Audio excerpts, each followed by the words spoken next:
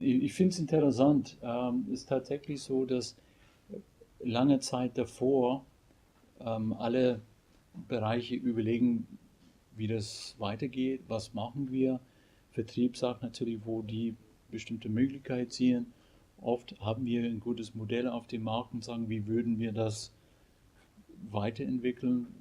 Ist eine vorhersehbare Entwicklung genug oder muss man was anderes tun?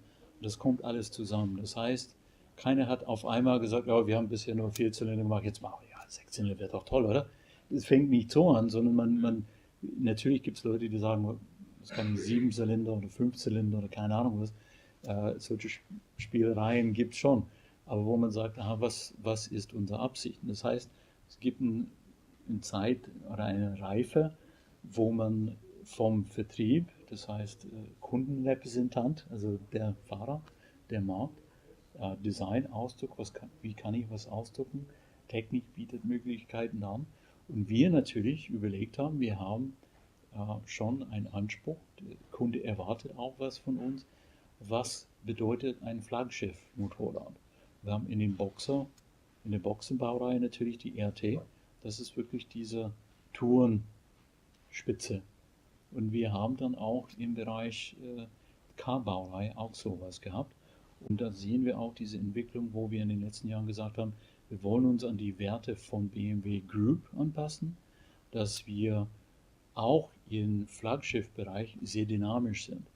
Und dann haben wir gesagt, eine GT ist die richtige Spitze. Und wo manche Entwicklungen in der Vergangenheit vielleicht sehr luxusbetont waren, vielleicht leicht zum Kosten von Dynamik, wo wir gesagt haben, wir wollen beides. Das heißt, die GT-Anspruch, sehr beweglich zu sein, sehr viel Kraft zu haben, auch mit Luxus, dass das zusammenkommt. Und natürlich dann kommen wie machen wir das? Die Ingenieure sagen, aber ein Sechszylinder würde es viel besser anbieten als ein Vierzylinder. Warum? Weil es natürlich diese Vibrationsarme, also die Leistungsentfaltung vom Sechszylinder ist einfach smooth. Diese, wie nennt man das, dieser Ausgleichscharakter von dem Motor, das ist legendär.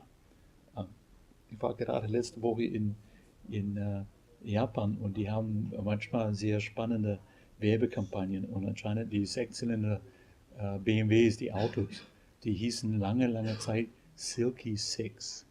Und das ist dann wirklich, eigentlich fand ich am Anfang ein bisschen amüsant, also diese Übersetzung manchmal, aber das ist wirklich so seidenweicher Sechszylinder, das hat was, wo man sagt, wow, Kraftentfaltung und seidenweich, was ist das für eine Aussage?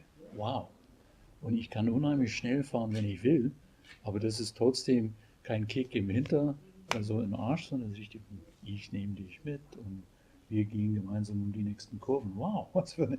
Und diese Kraftentfaltung und souveräne Charakterzüge, das hat dann schon diese Verbindung. Aha, wir wollen ein Flaggschiff anbieten, aber Sechszylinder ist genau die richtige technische Lösung.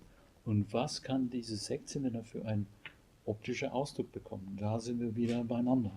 Kunde, also Marketing, Ingenieur und Designer, wo wir sagen, ja, das finde ich gut, da können wir was draus machen. Und das ist dann so, entwickelt sich das. Natürlich ist es dann, ja, wie viel Geld muss ich investieren und wo produzieren wir das und wie viel Zeit brauchen wir dafür. Das ist das Business Case. Und das ist das Spannende. Also wir haben doch eine Vision, eine Hoffnung, dass wir Kunden damit interessieren für uns. Und natürlich muss man das dann aber schaffen.